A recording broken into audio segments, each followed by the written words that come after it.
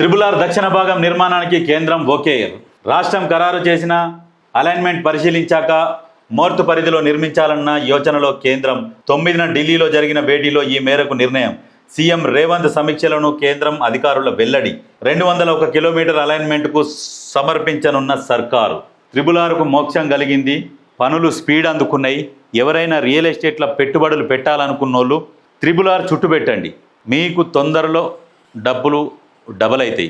అయితే నిన్న మొన్న దానికి ఏం ప్రచారం చేసిరంటే లంగలు రియల్ ఎస్టేట్ పడిపోయింది. రియల్ ఎస్టేట్ ఏడ పడిపోలే.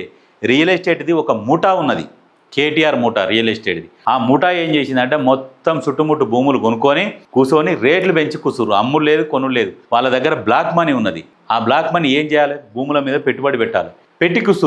పెట్టి కూర్చొని ఎటు కదలలేని పరిస్థితిలో ఉన్నది. అందుకనే మొత్తుకుంటుర్రు. సాధారణంగా రియల్ ఎస్టేట్ ఎక్కడ కూడా పడలే, అందరికీ అందుబాటులో ఉన్నది ఇప్పుడు. కాబట్టి త్రిబుల్ ఆర్ చుట్టూ పెట్టుబడులు పెట్టుకుంటే భవిష్యత్తులో మంచి ఫ్యూచర్ ఉంటుంది. ఇక వాళ్ళు ఎవరో ప్రచారం చేసి యాడ్స్ చేసి ఇక్కడ ఇట్లా ఉన్నది, ఇక అక్కడ అట్లా ఉన్నదని గత ప్రభుత్వంలో ప్రచారాలు జరిగినాయి కదా, అవన్నీ పట్టించుకోకూరి. త్రిబుల్ ఆర్ ఉన్నది కదా, త్రిబుల్ ఆర్ చుట్టూ గుడ్డిగా పోయి పెట్టుబడి పెట్టుకోండి, ప్లాట్లు కొనుక్కోండి, ఆరాంగా బాగుపడతారు మీరు.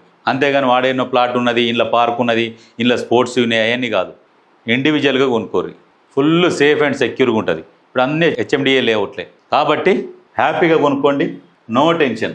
అటువంటి నమ్మకండి రియల్ ఎస్టేట్ పడిపోయింది అని కాదు. మీరు ఇప్పుడు దమ్ముంటే ఇక్కడ పెట్టుబడి పెట్టి 1 సంవత్సరం అయినాక చూడుర్రి, పడిపోయిందా లేచిందా తెలుస్తుంది. ఒక రేట్లు ఒక దగ్గరికి వచ్చి ఆగిపోయినాయి, ఇక నుంచి మళ్ళీ పుంజుకుంటున్నాయి.